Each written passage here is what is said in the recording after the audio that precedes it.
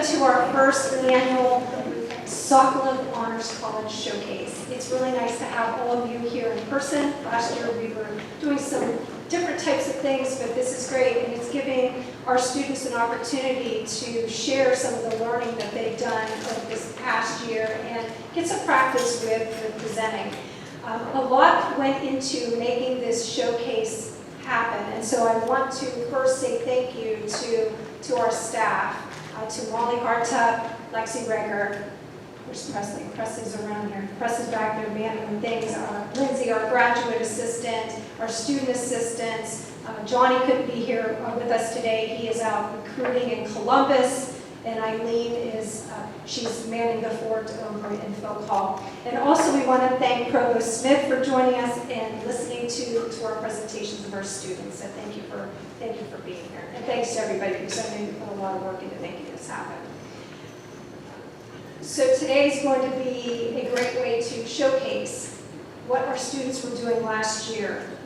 We had many successes last year. We had Deidre Kilpatrick and Yasera Lee Sanchez, who are both semifinalists for the Fulbright.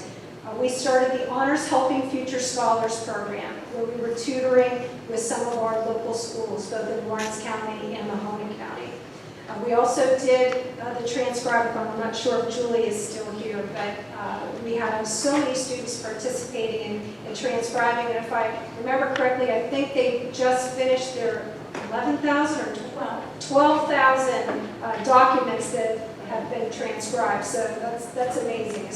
The technology that we experienced last year afforded us some new opportunities that we didn't expect.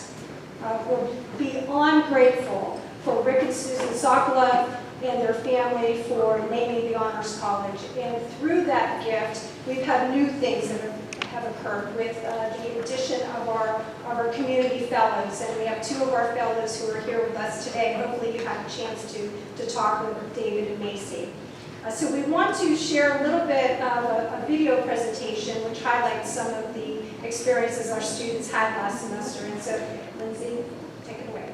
1, 2, 3.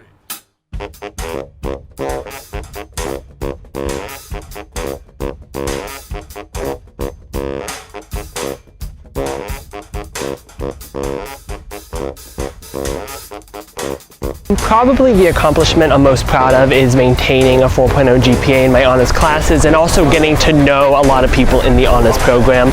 I am a sophomore right now in my first semester of sophomore year, and I'm so happy because I've already accomplished the required honors credits that we need to graduate. I am an introvert, so that's a really big deal for me to get involved in this honors college, and yeah, they really make me feel at home.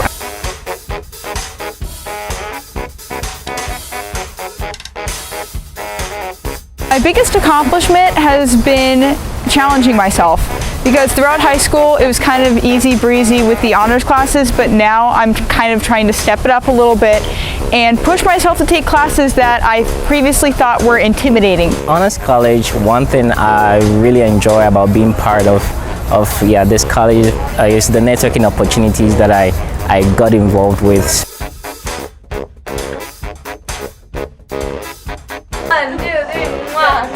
So far, my favorite accomplishment about being here in college was being able to actually start a small group here in Honors, Wyatt. So last year, our freshman year, we decided to host a fundraiser tournament, and it was called Cornhole for Charity.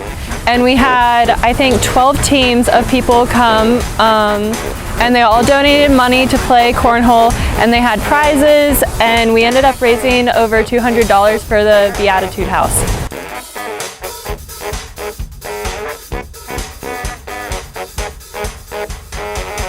So one thing that I love about being a part of the Honors College is that it's a family here at YSU, and also it allows me to perform the different values of the Honors College here at YSU. And so I'm just so excited to be a part of YSU Honors College.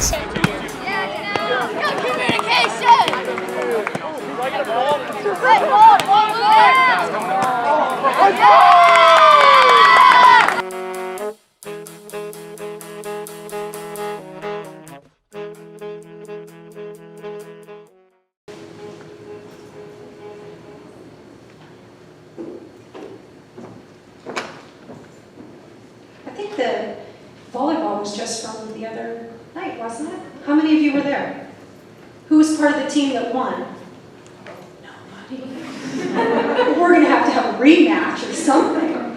Okay, well, the students that were playing the music are also honor students, and it's Mason and Lucas Sosolski, as well as Nick Gregory. And they were performing for many of the events that we had last year, and so we were very appreciative to being able to incorporate their music. Today you'll have the opportunity to hear from 9 students with a range of majors, career goals, interests. It's our hope that every single one of you will take away something from listening to them. And I want to introduce to you Annabelle. You may have had an opportunity to talk to Annabelle. Annabelle has had her own business, and maybe she's inspired some of you to be princes or princesses. And Annabelle is going to be our MC for our remainder of our event today. And so I'm going to turn this over to Annabelle. Thank you, Annabelle.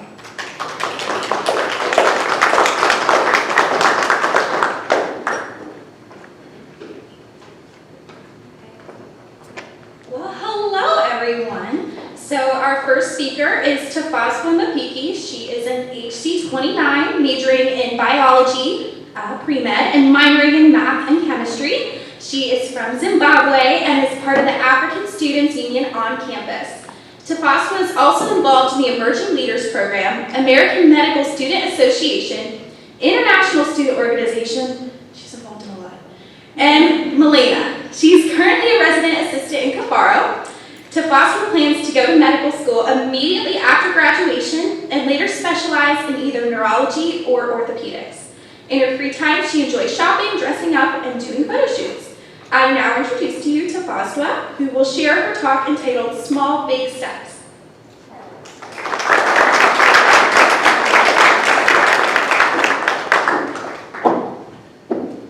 Okay, can you all hear me?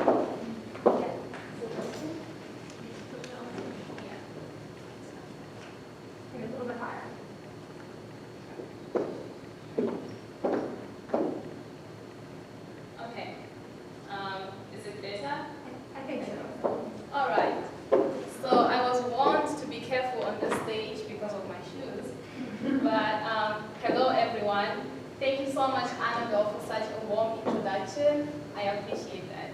So the picture that you see behind me is a picture of myself in my high school roommate.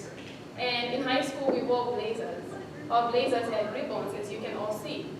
Each ribbon represented the level of leadership that one student was at. And I had the highest number of ribbons in high school as a student leader. So that's when the journey began. You're probably wondering what journey this is about, and why I'm talking about the ribbons in high school. But this is a journey of how I made it all the way from Zimbabwe to the USA. To be more specific, Youngstown, Ohio. So it all began with me being a student leader in high school, and each of these ribbons motivated me to take each and every step that I took every day with so much confidence, knowing that I can go wherever that I want to go, and I can be whoever that I want to be in life. So before I get into the gist of my story, can someone appreciate how good I look today? Thank you so much. I put in effort in this, but I'm giving all the credit to my mom. This was my mom's idea. She told me what to put on and what not to put on. And she made me promise that I was going to show a picture of her today, so that when she visits YSU one day, and you all are still here, you'll know who she is. So that's my mom over there, and my younger brother and myself. That's my family. That's what I call home, my family in Zimbabwe. So now the question is, why did I leave such a beautiful family to come to YSU? All right. So the whole decision was based on a long story that began in high school, as I said before. I attended two programs, Yale Young African Scholars Program and Yale Young Global Scholars Program. One was held in Ghana, and the other was held at Yale campus here in the USA. So after spending 2 weeks at Yale campus, I fell in love with the USA. I was so amazed with how people were smart, with how we had all the resources to use, and in 2 weeks, I knew that I wanted to do my college studies in the US. So when I went back home to finish my high school, I started preparing for college applications. So I literally spent 2 years working on my college application. The SAT, the personal statements, knowing the, what do we call it? I think it's the common app, yes. Knowing the common application and all the styles. Yeah, I spent 2 years working on it. So when February 2020 came around, I had already submitted my application to my schools, to the colleges that I hoped to go to. So initially, my college list had 5 colleges. I would have told you all of them by name, but YSU was not part of those 5 colleges. I wasn't planning to apply to YSU. I did not know about YSU. And so I submitted my applications and waited for responses without applying to YSU.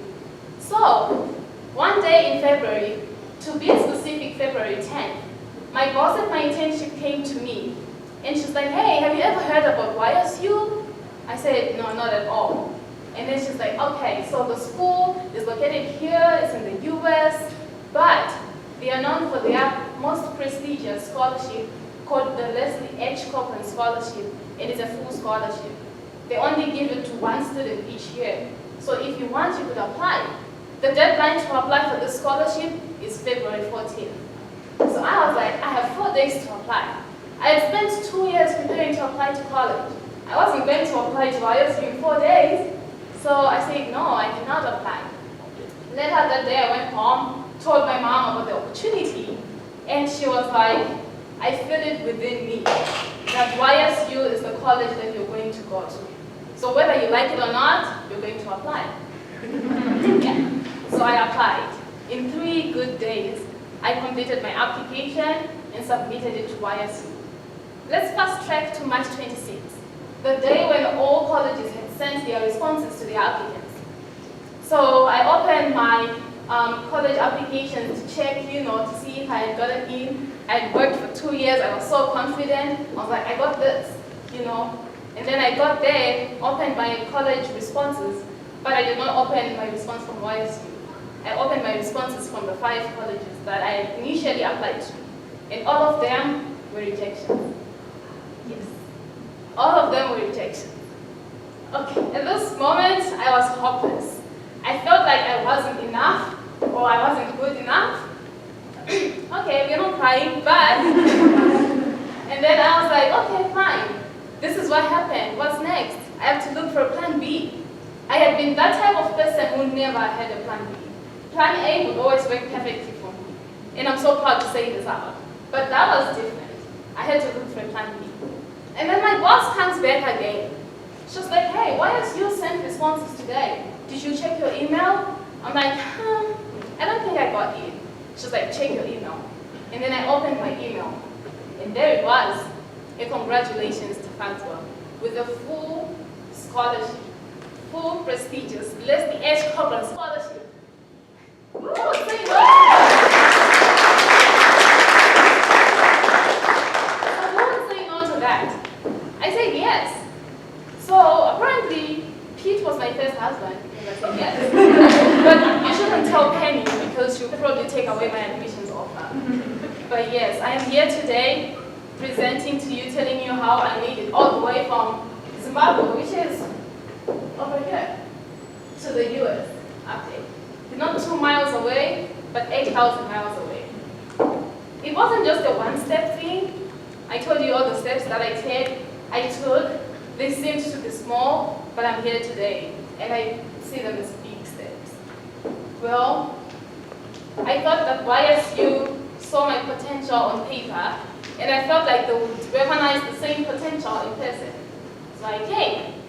And that same potential is being nurtured in me. After this, I plan to go to medical school. To be more specific, Harvard Medical School. I don't know what comes into your mind when you hear someone say, I want to go to Harvard Medical School. Yeah, don't say it, it's okay. But we normally don't talk about this when we apply to graduate programs. We just do it in silence and wait for responses. We don't talk about it in public, we don't tell people because we don't want to not get in and then people ask you, hey, what happened? But that's not me. I say it. I speak things into existence. So yes, I plan to go to Harvard Medical School. any other school that God has in plan for me, but it's definitely going to be a Harvard competition school. So then, this is what I need to go there. At least, right? I need a high GPA, good MCAT score, research experience, leadership experience, great recommendations, and God's grace that brought me to YSU. I need all of that. Well, let's talk about high GPA. Actually, I'm working on it, so let's not talk about it. But the good MCAT score, the Honors College has an amazing honors preparation session that they have. They have like 2 sessions every week, and I attend every week.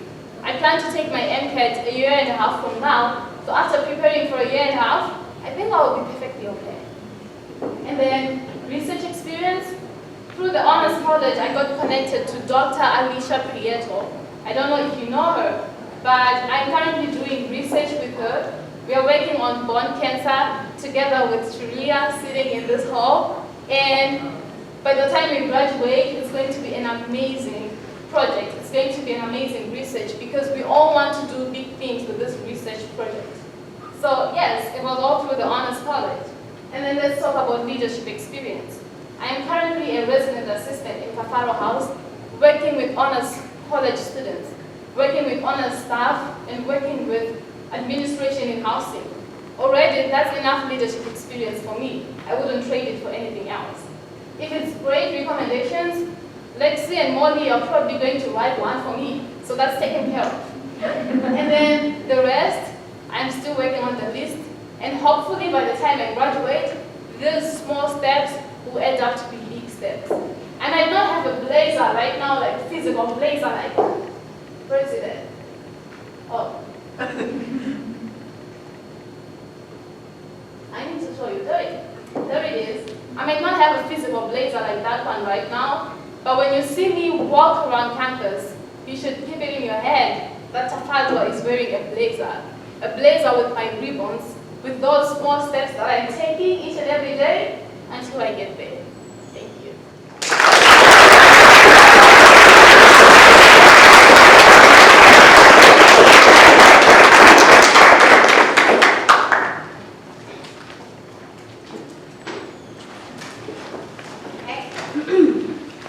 Our next talk actually features a trio of honor students who are also in the YSU Backman program and have been giving back their time leading sessions in MCAT prep for younger students in the program. Today, Balakrishna Brahmandam, Leone Puhalla, and Sophia Vemulapalli, all HC27s, will share more in their talk entitled Our Journey to Medical School.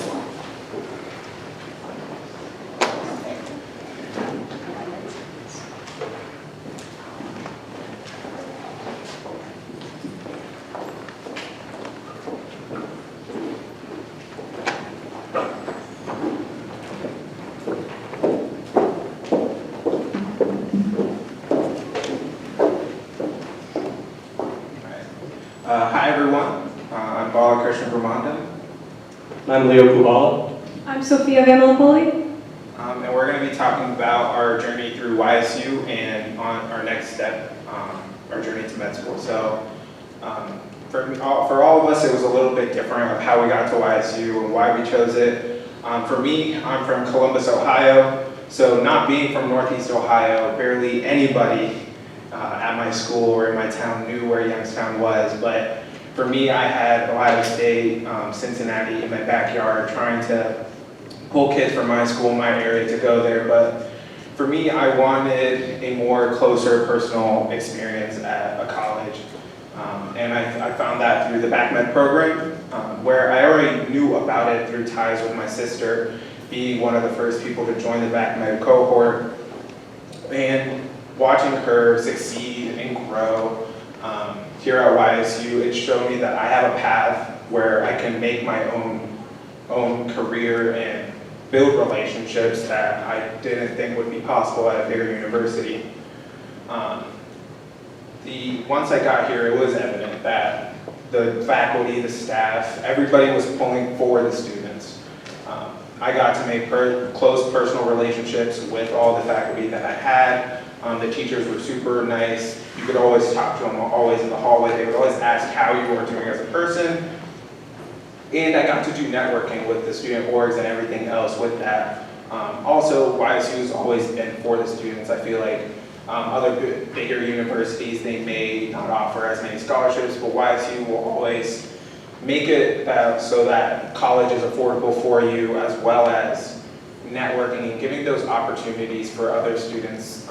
Like for me, for not being around here, it gave me a second home almost, meeting with great friends. And I'm not from Columbus, I'm from Youngstown, or Austintown actually. I went to Ursuline High School, which is right down the road. Okay. So I know it was pretty obvious for me that YSU was a big attraction. BACMed program, it's really anything, something different than anything you'll really find. And I think that what I like most about YSU, like what Balakrishna said, it's a lot more intimate. Like you get a lot of attention from professors and with your staff members, the teachers. I always felt like that was a nice touch. I'm not just another number, and they really got to know me like on a personal basis. You know, research opportunities, those are abundant. And another thing is student organizations. I've been able to get involved with those a lot. I've held leadership positions in some of them.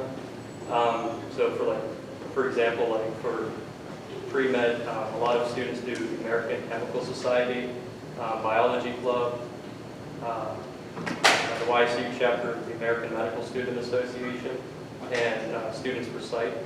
So those are all kind of things where I would get together with some of my classmates like outside of class and be able to network and kind of build closer relations throughout the past 3 years that I've been here. All right, so I'm Sophia. I'm from Canton, Ohio, so not quite as far away as Columbus, but also not as close as Ursuline, so it's about an hour away. And I went to Jackson High School. So I was really interested in YSU because of the BACMed program. Again, I really liked the, kind of the family community that it provides. And I really liked getting to know my professors, as Balakrishna and Leo said. So I decided to apply in November.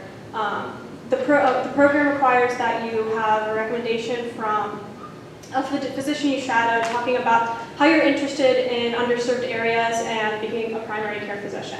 So I had a shadowing experience at the Hartville Migrant Clinic. It's a free clinic for in an underserved area for migrants that might not have regular access to healthcare. And so that really was the source of where I realized, I want to help bridge the primary care physician gap in areas like, Hartville that don't have a lot of primary care physicians in rural areas that are underserved, where people can't get regular access to healthcare. And so that really was, pivotal in deciding I wanted to come to Youngstown in the BACMed program, because NeoMed's focus is on bridging that gap, helping, create the next generation of primary care physicians to go and bridge this gap, give people healthcare who don't have it. So I applied in high school and then got accepted into the program and came here. Then we applied for early assurance to NeoMed. So early assurance isn't quite like applying to acceptance. Basically what they're saying is you apply in your second year around December, and so you apply for early assurance, which means that you will have a seat waiting for you at NeoMed as long as you fulfill certain requirements, such as GPA requirements and the MCAT. So I applied around December of my second year here, which is pretty early to apply to med school compared to how other people apply to med school. And then I had to take the CASPER for that. So the CASPER basically tests like interpersonal skills, ethics, how you deal with certain scenarios such as in the workplace. And then I applied to NeoMed for early assurance. And so then I heard back. I heard that I had received an invitation for an interview. And then I did a Zoom interview with 2 members of the admissions team from NeoMed. And the NeoMed admissions team with BACMed at YSU, they really want to see you succeed. It's not, cutthroat at all. Med school, as many of you might know, is generally pretty competitive. But through the BACMed program, I never felt like, I was competing with any of my friends. It was always a really, familial field, because we were always trying to lift each other up, help each other grow, rather than, try and get past the other person and get to med school. So it was never a competitive field, and even the admissions team will tell you, we want to see you come to Neomed, we want to see you succeed. So the interview went well, and then I heard back a few weeks later, hearing that I had received early assurance. So the next step after I received early assurance was to make sure my GPA was still high, and then also take the MCAT. So there are different standards for the MCAT based on your GPA, and so you have to clear the MCAT by July 31st, so the next few months after receiving early assurance. I had studied for the MCAT and then took it on July 30th. And so we all cleared the MCAT, thankfully. It was quite a journey there, but we cleared the MCAT. And so the next step after celebrating, our passing, was to apply to matriculate to Neomed. So even though we already applied for early assurance, we had to apply to matriculate.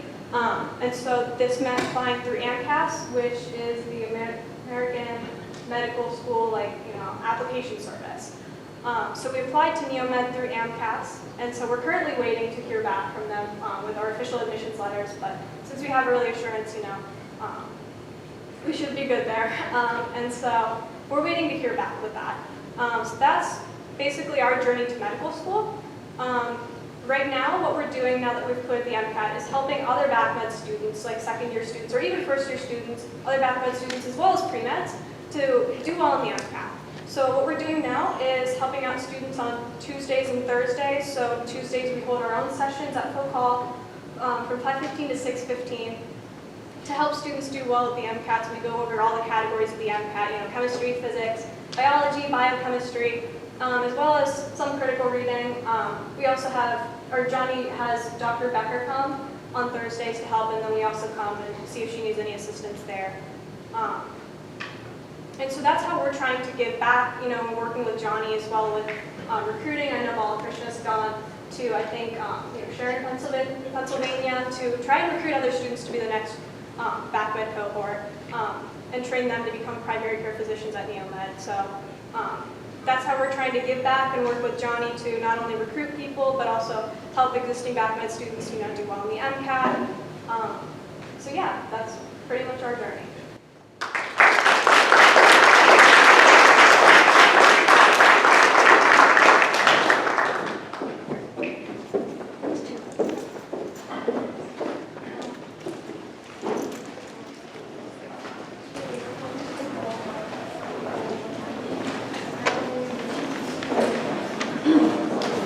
Gregory is an HC28, majoring in information technology. As an honors student, he is the videographer for the Sokolov Honors College. Scott loves to film and travel new places. In the future, he aspires to work in information technology and eventually film movies all over the world. I now present to you Scott Gregory sharing his talk, The Power of Video.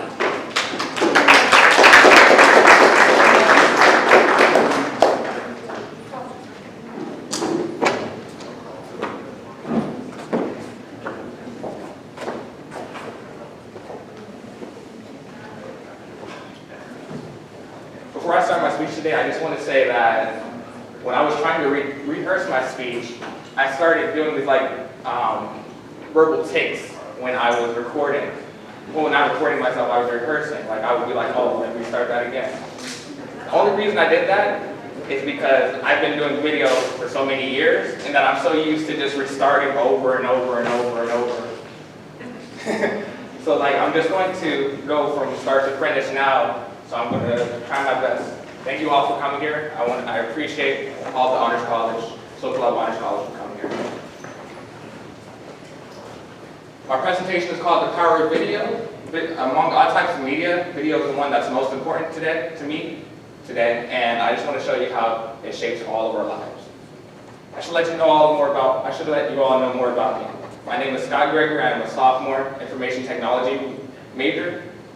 This is my first year in it, and I'm all in it. My previous major was in film, but then I thought, that's not that stable, so I should just go to another one. Besides being my major in doing film, I'm also a videographer for the Honors College. I do all their videos, their festivals, their showcases.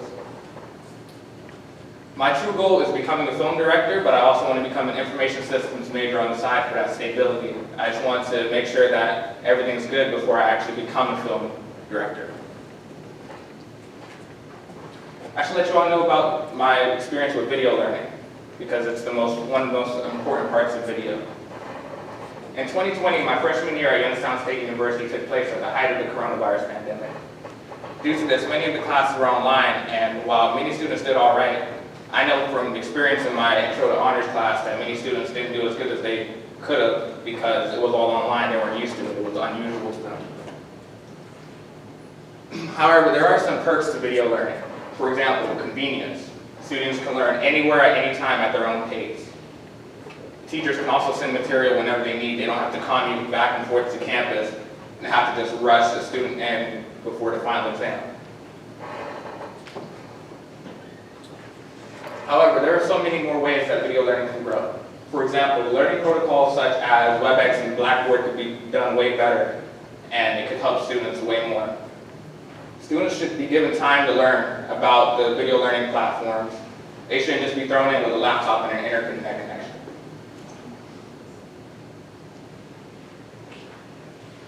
Video also plays a part in our careers as well. According to techjury.net, corporations that use online learning in 2017 totaled 77% over 23%. By 2020, they estimated that over 98% would use it over 2%. To showcase the many ways that video plays a part in our careers, I'd just like to show three major ones: the tech sector, the medical field, and the marketing industry. For the tech sector, you're always learning about new technology and how you can see new techniques. Also, you can learn about existing tutorials for the ones that are already here. In the medical field, you can learn about how to diagnose symptoms for a patient just from a video, or you can learn about new medical breakthroughs that went down. In the marketing field, video is half the battle. You have to learn how to present new ideas to the consumer through commercials or promos. Before I show my video, I just want to say that video can be one of the most important skills that you can learn. As we evolve into a more information age and as video becomes a more mainstream means of communication, employers will be looking for that. Undoubtedly, everybody in here has filmed a video before, but they may not know how to edit it or how to really present it to other people. I just want to say that video can be one of the most important skills to add to your repertoire. Thank you. As you can see by my speech, I am excited by the impact of video and how it, combined with various technologies, shapes our future. Whether you're browsing YouTube videos, watching a new movie or show, looking at funny TikToks, or even recording a special event, all of these encompass video, and it is a major part of our lives in the current day. There are so many applications to this type of media, and it is one of the great ways to be entertained or learn information faster and more convenient. Video is also very important for businesses now, as much more people would prefer to learn from watching a promotional material rather than reading about it. It has become a requirement for many careers, as video allows the viewer to be engaged more into the product or service. Rather than reading an article or listening to audio, video combines the best aspects of both mediums, as we can both see and hear what is going on. In my own personal experience with video, I've been recording my own short videos since I was a child. Creating my own stories and playing them back to see how they turned out was something that I loved to do, no matter how blurry and incoherent it was. Since the pandemic gave me plenty of free time, I decided that I would learn more about video since I knew I wanted to work in movies but did not know how to make them correctly. Over the past year, I learned how to write scripts, record the perfect angles, and edit to the best of my ability.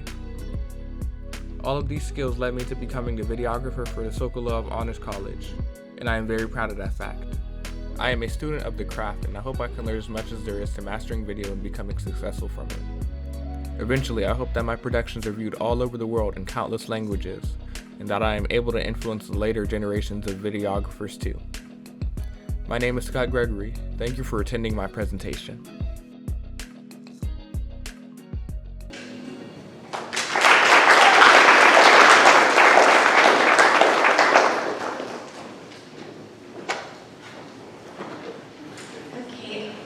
Alyssa Leone is an HT26 astrophysics and math major who recently added an electrical engineering major.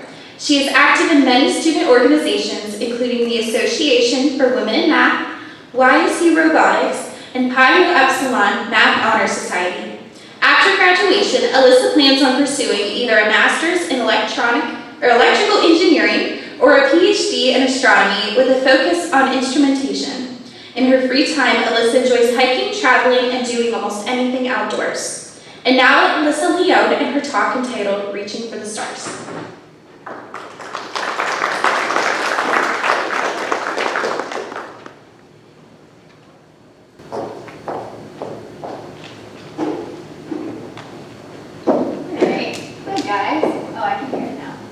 So, out of curiosity, how many of you here have been to the STEM Expo today? Ooh, okay, a few. How many of you are STEM majors? All right. So, as I was introduced, I'm Alyssa. I'm a senior astrophysics, math, and electrical engineering major here at YSU. Now, I know you might be thinking, how did she end up with 3 majors? And trust me, I would be lying if I didn't tell you that I was thinking the same thing every single day since I made that decision. But what led me to making that decision? To figure that out, we need to go back in time a bit. So growing up, my parents and my whole family used to go to planetarium shows all the time here at YSU. Did you guys know there was a planetarium here? Yay. It's awesome. It's so much fun. And I was super interested in all of the shows, and I looked forward to it all of the time. My dad also used to take me stargazing a lot, which was really cool. Anytime there was a big astronomy event, he would be like, oh, we gotta go watch it. And I got to stay up late and actually watch eclipses and stuff happen. So naturally, I developed this huge love for astronomy and a very big interest in outer space. So fast forward a bit, now I'm looking to what I'm gonna do for college, what my career path is gonna be, all that fun stuff. It's stressful. But I knew I wanted to do something with space rovers. I just wasn't really sure what I wanted to do or how I wanted to get there.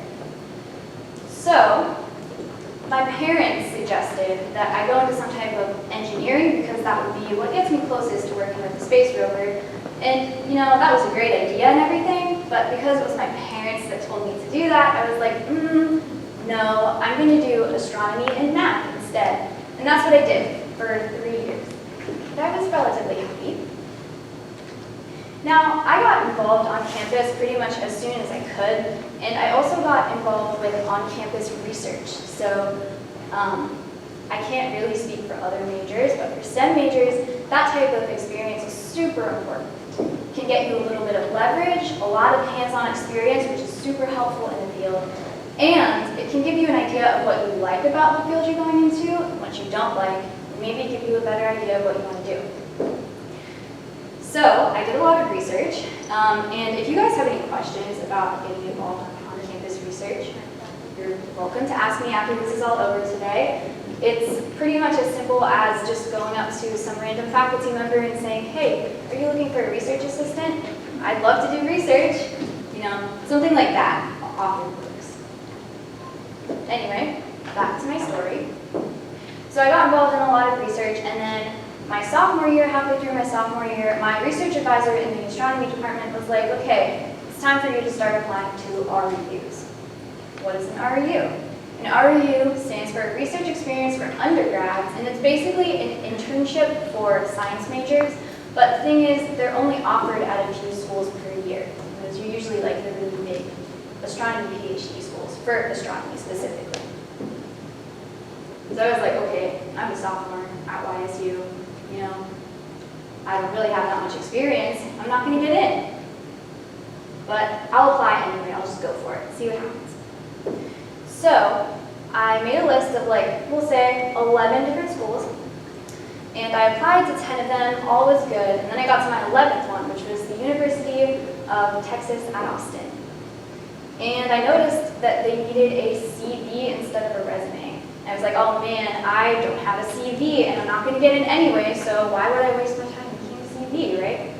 And I told my advisor this, and he was like, that's stupid, you should apply anyway. And I was like, okay, I guess I will apply anyway. I made my CV, I applied, and spoiler alert, that was the only program I got into that year.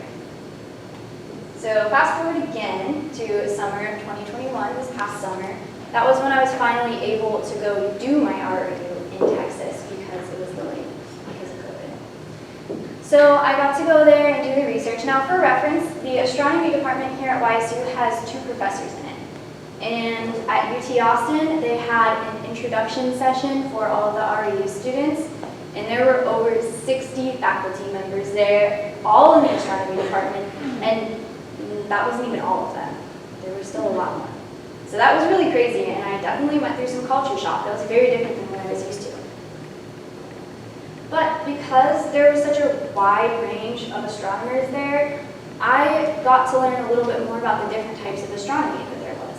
So I, at the time, was still astrophysics and math, and I wanted to do astronomical instrumentation, which is a very fancy word for saying working on telescopes, basically. There are other things involved, but that's the short story. So that's what I thought I wanted to do, and we don't have any instrumentalists at YSU. So I got lucky because UT Austin had a pretty decent instrumentation program. So I decided to reach out to a bunch of the different faculty members and instrumentation grad students and see if they would be willing to sit down with me at some point and discuss the different career paths in instrumentation, what it entails, all that fun stuff. And while I was at it, they also gave me a few tours, which was super cool, all the lab tours. Very cool stuff going on in there. So after all those meetings and the tours, I was like, wow, instrumentation is really, really cool. But it's not exactly what I want to do. So that's how I ended up with an electrical engineering major as well. And you know, I added that major going into my senior year. I was pretty much already done with my coursework. I could have had a really easy few semesters, and I was looking forward to this easy few semesters. But even though it's going to be a lot more work and I'm going to have to stay undergrad a bit longer, I think it was really worth it. I'm really happy with my choice and I'm comfortable with it. So what's the point, right? I'm not trying to say you need 3 majors or an internship or an ROU to be successful, because that's not true. But what I will say is don't be afraid to just go for it. Right? Whether it's applying for that job or that internship, or making a CV, doing something you haven't done before, reaching out somebody to network, something like that. You never know when something might have the ability to change your life forever. Thank you.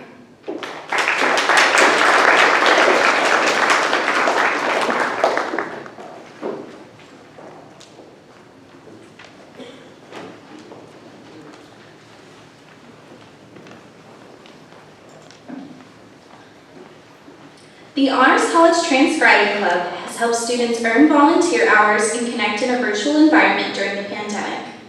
The group is now planning to transcribe local historical documents from Youngstown in Northeast Ohio. Julie Centofanti is an HC28 biology major in the YSU BACMed program who fell in love with transcribing and has been leading transcribing efforts in honors. Julie will also present at the National Collegiate Honors Council Conference, or NCHC, in Orlando later this month. And now I present to you Julie Centofanti and Serving Through Transcribing.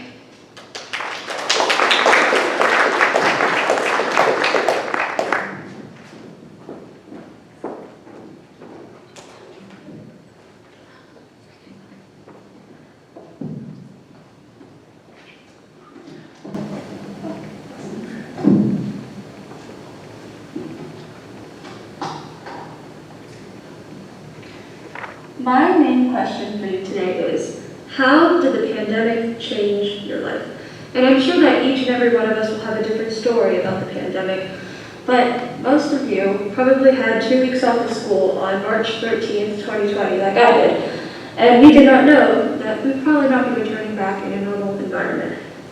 Just imagine explaining the pandemic to yourself, just a short 1.5 or just a short 2 years ago. I think this is how I would explain it to myself. I found my favorite show of all time called Frasier. And Frasier is a 1990 sitcom about a psychiatrist. He moves from Boston to Seattle just to start a brand new life.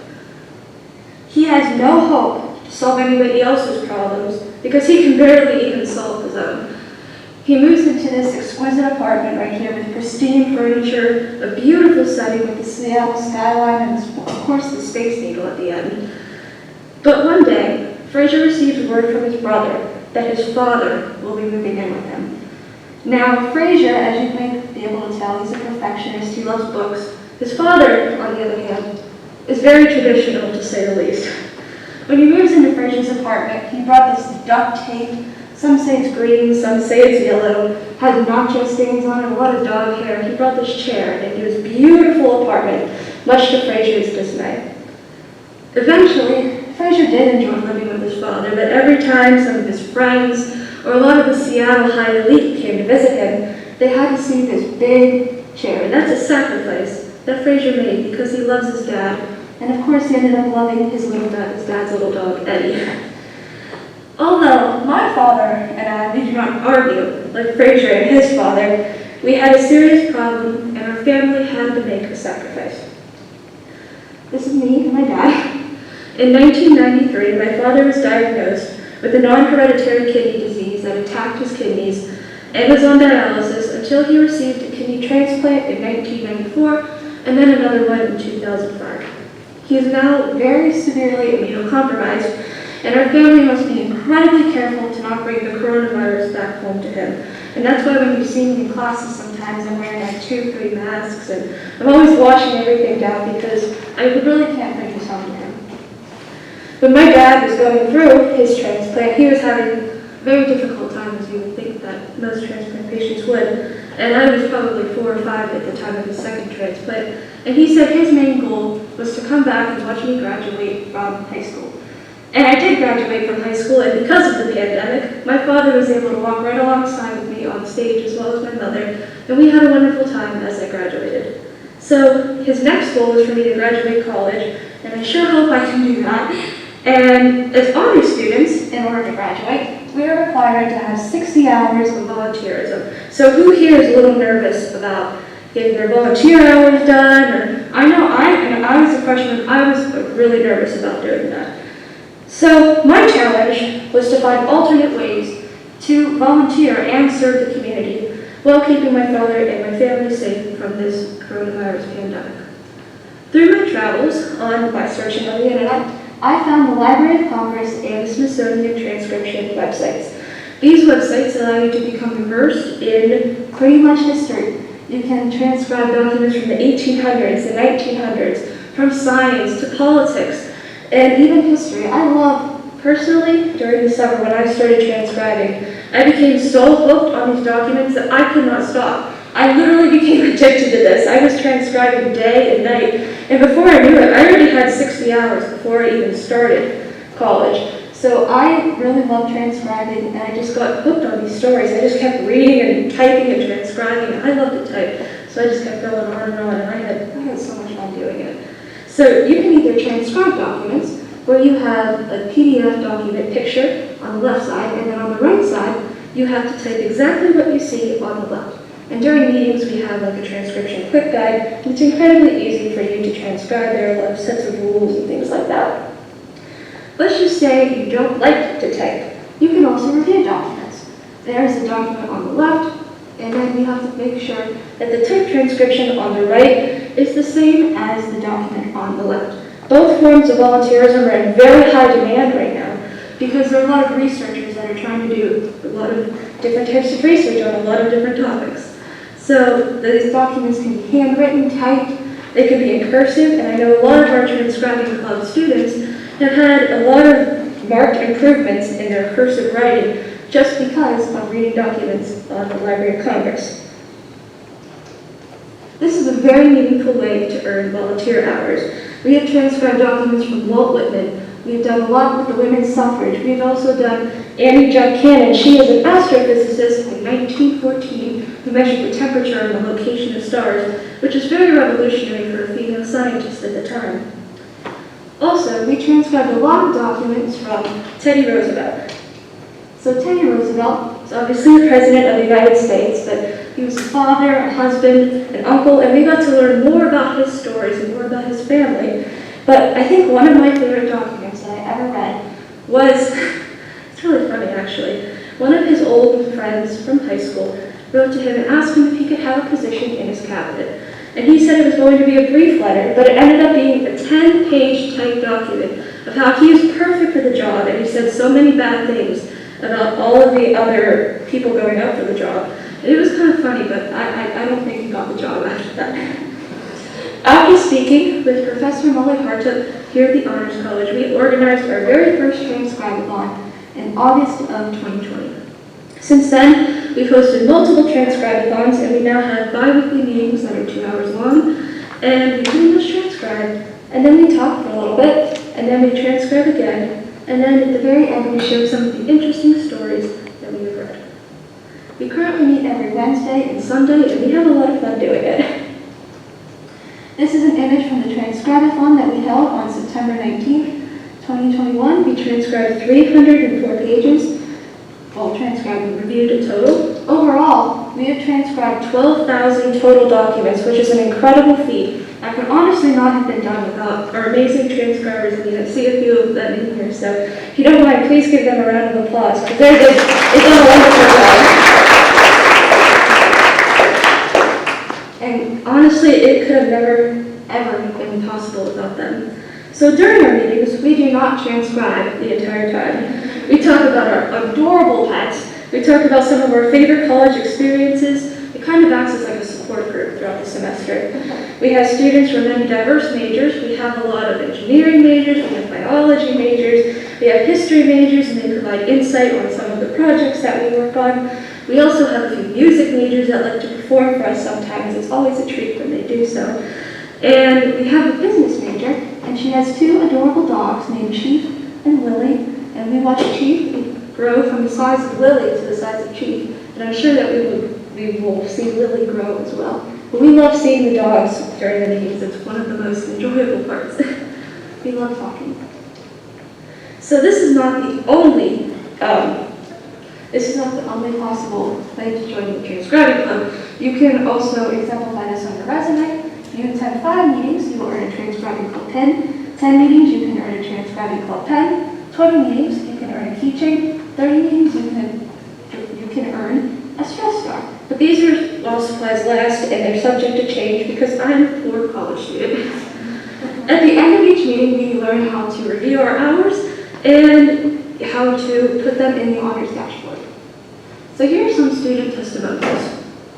It has helped me become more involved with other students at YSU. My previous volunteer was mostly individual. Transcribing has opened up a new door when it comes to volunteering. Along with being involved with people, I finally feel like part of a group, and I enjoy being surrounded by people who care about the things that I do.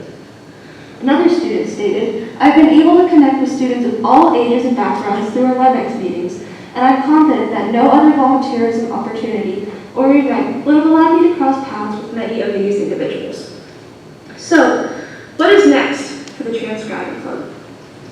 We are currently partnering with the Mog Library, the Trumbull County Historical Society, and other Youngstown businesses to transcribe documents relating to the Mountain County. The Digital Mog Repository is a wonderful resource that will allow us to scan, digitize, and upload documents from Youngstown. This allows pretty much anyone from anywhere in the world to be able to locate and look at our transcriptions. For example, you can transcribe your own family historical documents. I am going to introduce to you here 2 of the people who make me who I am today, although I've never met them. This is my grandfather, Pietro Centofanti, and this is my grandmother, Mary Missoula Centofanti.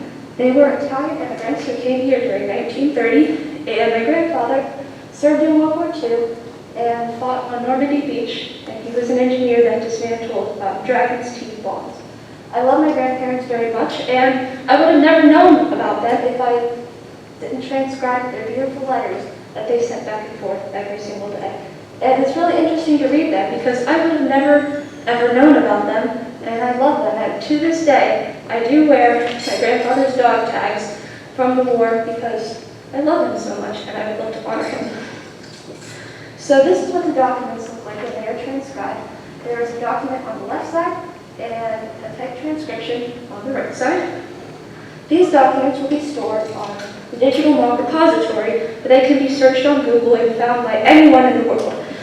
You can gain an appreciation for the cursive, and you can gain appreciation for the typing, And one of my family members actually didn't know that I was doing this project. They searched our last name and this came up and they were shocked to see that it was their aunt. And they were like, wow, this is so cool, I can't believe this. So the Digital Blog Library actually works and is a wonderful resource that we can use. We are also working to scan and transcribe docubooks from the Mahoney County Courthouse. We are also working with the Trumbull County Historical Society, and we are very excited to start this brand new chapter of the Transcribing Club, transcribing documents right here from Youngstown. In closing, I would like to thank the Honors College, and especially Professor Molly Harta, for all of her help and guidance throughout the past year, because I honestly could have never done it without her. And thank you for the Honors College for all of your support. Also, if you're interested in joining the Transcribing Club, you can email me or you can pick up a paper. But Teddy Roosevelt once expressed one last quote that exemplifies the determination of the Transcribing Club. Do what you can with what you've got where you are. Thank you.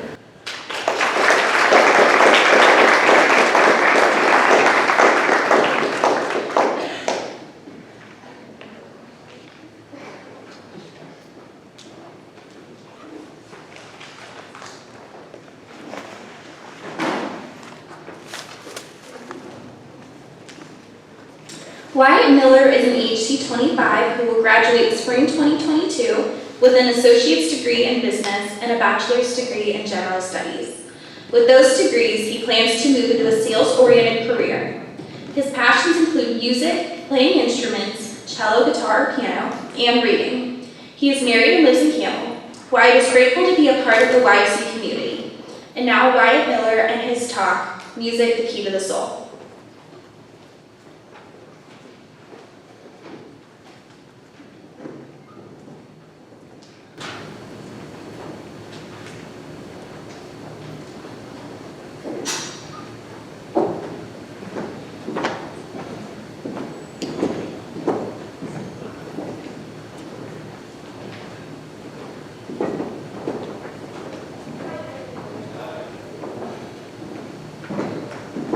Hello everyone. Thank you for coming out here today, and I hope you all are doing well. First, I would like to thank Molly Harda and all the members of the YSU Honors College for granting me the opportunity to speak here with you all today. How many of you all like music? Me too. That's why I saw it crucial to talk to you all about music today. And I thought, what better place to start than to define what is music. Dictionary.com defines music as an art of sound and time that expresses ideas and emotions in significant forms through the elements of rhythm, melody, harmony, and color. And while it does capture what music is in a technical sense, music is so much more than that. Without music, life is like a picture that has no color. Music enriches life and warms the soul. Music is sound, yes, but it is also performance, emotion, and connectivity. Music is also history. It shows us where we've been, who we are now, and even where we're headed. Music serves a purpose. It establishes meaning and conveys emotion in a way that words alone cannot. Music is everywhere, from birthday parties to TV shows, movies, even retail stores, and even in the operating room, where, according to Spotify, most surgeons prefer rock. To elaborate more on how music is a performance, music draws people in. Whether it is a rock concert or a classical one, music has the ability to captivate millions of people all at the same time. Music is as much as using one's body as it is creating sound, so it's easy to see how crucial performance is in creating music. Whether you are the performer or the observer, it's easy to see that music wouldn't be what it is without performance. Next, music is the epitome of emotion. Music contains within it a wide range of emotions, from joy and elation to anger, grief, and despair. Music has the unique ability to reach inside you and touch your very soul. Music can either bring people out of the depths of darkness or lift them high into the sky. A piece that I hold dear is called Lark Ascending by Ralph Vaughan Williams, and it has been described as imbuing its listeners with the feeling of finally coming out of a depressive episode. Even the mere notion that music can create such profound feelings is astounding. Any piece or song can mean many different things to many different people, but its ability to have such a profound, lasting impact is something that we all have in common. finally, connectivity. Music connects people and brings them together. New research suggests that playing music or singing together may be incredibly effective in bringing about social closeness through the release of endorphins in the brain, such as dopamine. Music is incredible in its ability to transcend cultural barriers and boundaries of race, religion, class, and creed. A wide range of groups, whether it's a church choir, a high school orchestra, or a garage band, being a part of that and creating music results in feelings of connectedness and feelings of belonging and purpose. Music encapsulates an ocean of ideas with more depth and width than any of us could truly imagine. I think it's important to understand where music came from and where it is now. Music has been around for centuries, with the oldest recorded music known as Sokolov epitaph being chiseled into marble hundreds of years ago at a woman's gravesite in Turkey. Music has come a long way since then. In prehistoric times, the most readily available tools were rocks and sticks, so it's easy to infer from that the most common type of music was percussion. In ancient Rome and Greece, music began to be studied as a science, with individuals such as Aristotle studying music. And new ways to display music came about, such as trumpet competitions. In the Middle Ages, the first school of music was built, and the first orchestras were put on display in China. The Renaissance was a revolutionary time for music, with the printing press first being used to disseminate music to the public, and incredibly impactful minds emerging during this time, such as Thomas Tallis, John Dunstable, and Guillaume Dufresne. And today, music is different than it ever has been, with technology that arises that makes it easier than ever to share music, store it, play it, and distribute it. A wide range of genres, from hip-hop to musical theater, pop, and rock. So much music is out there that covers a wide range of desires and passions. In addition, there's a host of different software and applications such as iTunes and Apple Music, Spotify, and Google Play Music that make it easier to consume and share music than ever before. Music now, with today's technology, is all over the world. With communication technology being better than it's ever been, music not only is everywhere, but it's easier to share it to all over the world. Next is what music means to me. I learned how to play the cello at the beginning of middle school in 5th grade, and it truly was a transformative experience for me. It allowed me to connect with people, to make friends, and learn valuable lessons from the teachers and mentors that I had in my life at the time. In high school, music was my home. I distinctly remember entering the lunchroom in my freshman year and not really knowing many people, but thanks to some connections that I had made, I found people to connect with and be with at that time, and that's something that I'll carry with me for the rest of my life. I also taught myself how to play the guitar, which after spending over a decade playing the cello has definitely been a very interesting experience. Playing on my own is something that I gain a lot of contentment from. It allows me to relax and truly be in my element. In terms of music, I've also met a great deal of people, and the connections that I've made are incredibly powerful and will last me for many years to come. Music is something that allows me to de-stress, allows me to push away distractions and truly be present in the moment. Music, as I briefly touched on, is everywhere. And for me, I listen to it when I study, when I'm in the car, when I work out, and I even wrote about it for my college application essay. And to show you a little bit more about how the impact that music has had for me, I'd like to play a short piece for you all.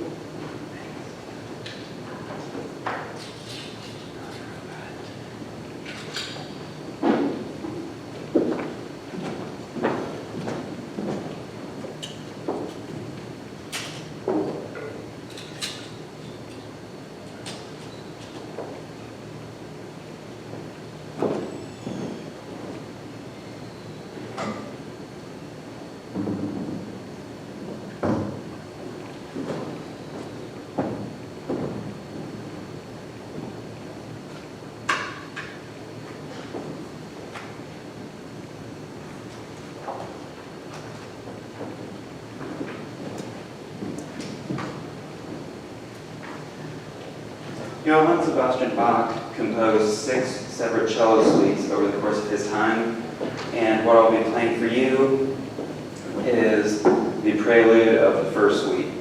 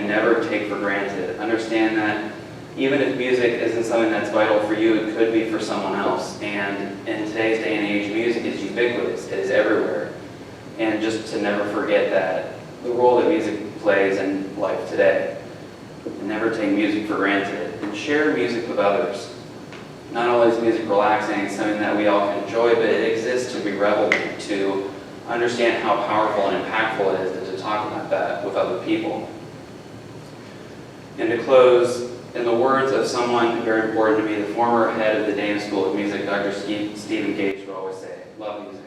Thank you.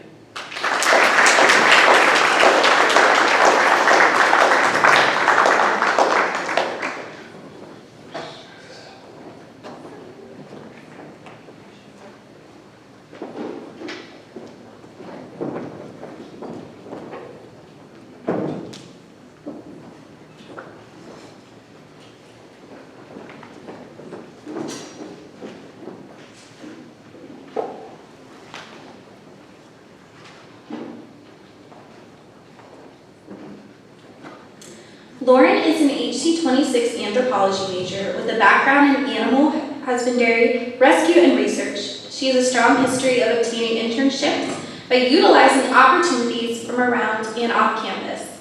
She hopes to share the path she took that led to some of her wild tales. Lauren will also be presenting later this month at NCHC. And now our final presenter for today's showcase, Lauren Rager and Wild Tales of an Honors Student.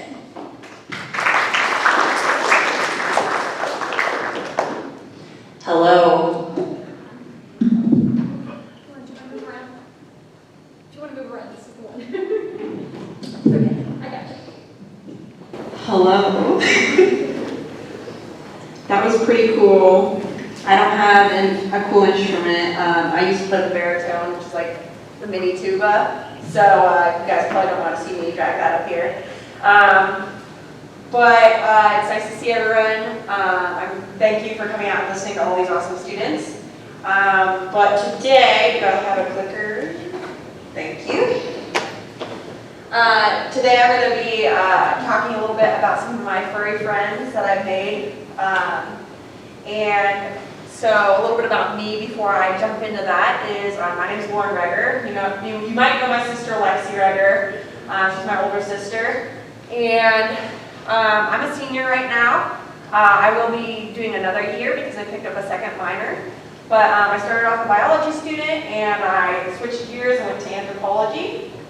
And it's been a long journey since my freshman year. Got to do some cool things, so I just wanted to share those wild tales with you today. So, we'll start off with something that happened my very first week of college. When I chose YSU, it wasn't necessarily my first choice school. As a person in high school, you might not really understand financial stuff that well. And I decided all the schools that I had looked at were way too expensive to be realistic. So when I came to YSU, I was excited, but I wasn't really sure what to expect. And my journey began literally my first week because I was sitting in the dining hall eating ice cream, and I looked out the window and I saw a cat. And I'm a big animal person. I'm like, what is that cat doing there? He's in a stray. I ran outside. And it ended up being a feral cat, which is a cat that is not friendly. They're basically a wild animal. They've always been out on their own. And we have a lot of feral cats here on campus. You might have seen a few. So that gray and white cat up there, her name is Billy. She's probably the most popular cat that people have seen. But I was really worried about these cats. I didn't know if they were getting any care at all. I didn't know what was happening in the wintertime. And I didn't know if they were fixed. So I ended up meeting with another honor student. She's on your guys was right, the green shirt, and her name's Bree. And she was in the pre-vet society, and I met her through honors, and she was an upperclassman. And she was literally the only person I knew that had to do anything to do with animals on campus. So I just went to her and I said, do you know anything about these cats? And she said, I just know that no one's taking care of them. So me and her teamed up. And we decided that we were going to do something, and we created a group called Campus Cats TNR at Youngstown State University. So basically what we do is we trap, neuter, and release the cats, and that way they're fixed, they're not going to be having kittens, they get to have any vet care that they might need, their rabies shots. If they have a respiratory infection, we can give them a steroid shot. So all that fun stuff, and then they still get to live out their lives happily on campus, and the students get to enjoy seeing them. And we also provide shelters in the winter and feed and water them. So it's just really cool to get to see them build that trust with us, even though they're not cuddly. They're still animals that are on campus that we can respect, and they're just kind of part of YSU. So, yeah, those are some pictures of my cute little cats, since I don't have an instrument. And it's just been a really cool journey because we also have done some rescue work. The cats that have been able to be placed in homes, we have placed them. And the cat there on the right is Lola, or on the far picture there. And that's my kitten that I ended up bringing home because, of course, you can't be working with cats and not get attached to someone, right? And then on the left, that's one of our neonatal kittens because we did spend some time bottle feeding, which is a lot of hard work, especially because we had a group of 7 kittens that needed bottle fed during finals week. But it was worth it. So that led to some really interesting things for me because it was a real resume builder because I had to learn how to communicate with potential adopters, with people in the community, with people around campus, and it was really good at just adding everything to my resume. And it was something out of the box, new that I had done, apart from maybe just volunteering at a shelter or going and shadowing a vet. So that led to me applying to internships right after my freshman year. And I got lucky because of my work with the cats, even though I didn't have work with exotics or wildlife, they were impressed and I still was able to get an internship right after my freshman year. And it just so happened to be in wildlife rehabilitation. So I went to British Columbia, Canada to Critter Care Wildlife Society, and I got to raise a whole bunch of really cute animals. We had everything there from black bears to coyotes. We had baby beavers, we had otters, fawns. We had a mink come in right after I left, so I was sad I missed him. But I personally got to raise, fully responsible for 15 raccoon kits. I had about 15 squirrels as well. One of them was also a bottle baby. Baby rabbits, I had 8 skunks, and I got to work with a lot of other animals, like a coyote. There was one point we had an intake for a coyote, and I thought it was a cub, and I thought it was also not awake. He looked like he was in bad shape, so I was worried about him when he was brought in the back of the truck. And I just picked him up and went to take him to the exam room. And after we got in there, I pulled him out of the jacket and lifted him up.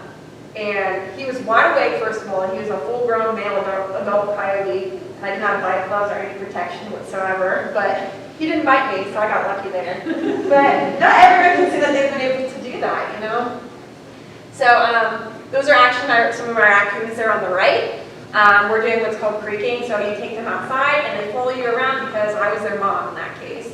So they didn't like people, but because I was their primary caregiver, they liked me and they followed me everywhere because I bottle fed them. In the middle, that's Opie. He was my squirrel that I bottle fed. He was very small.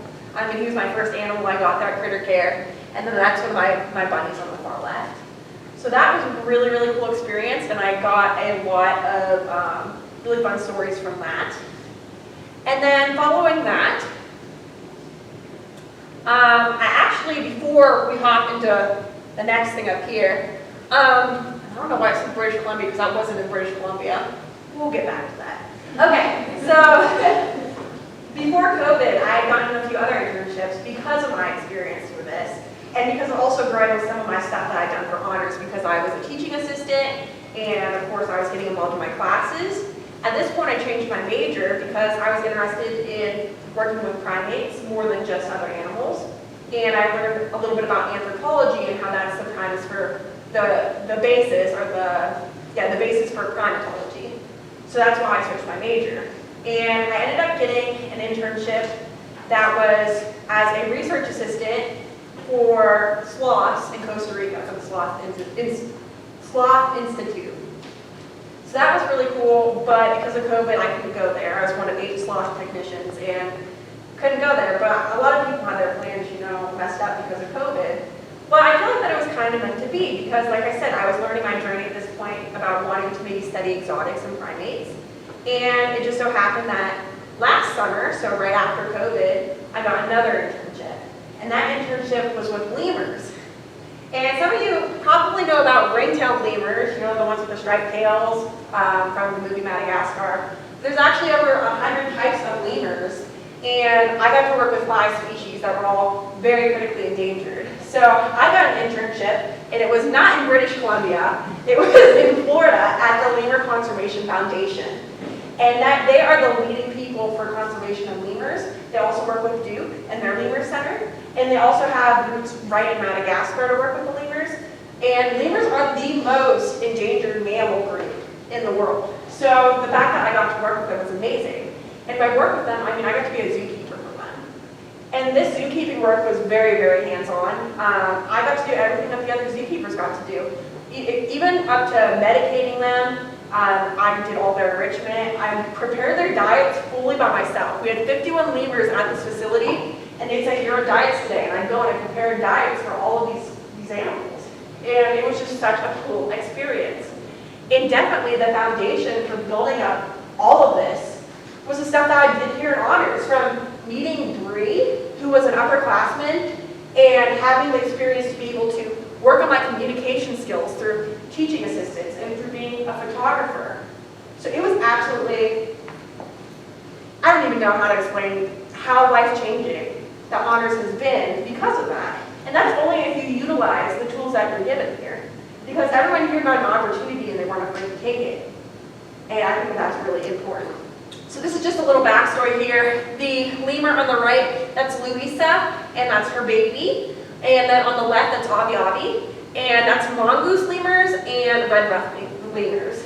And something else I got to do in British Columbia that we touched on briefly was research. And while I was down there, and what I'm working on currently is some research I collected. So I got 22 hours worth of observational research. Our lemurs at LCF, which is a closed facility, it's not open to the public, they have forests that the lemurs are allowed to free range in. So I got to be in these forests with lemurs just in the trees and doing whatever they wanted. And I got to collect behavior on them. So this is my ecogram, and it basically just has behaviors on one side and where they were at.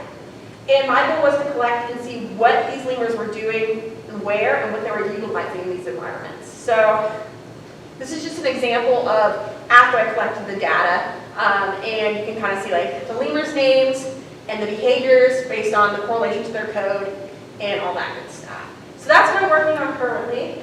And I'm hoping to take this research to NCHC again next year and to other conferences. So that's my story of all my crazy tales, and we're still continuing, so we'll see where it goes next.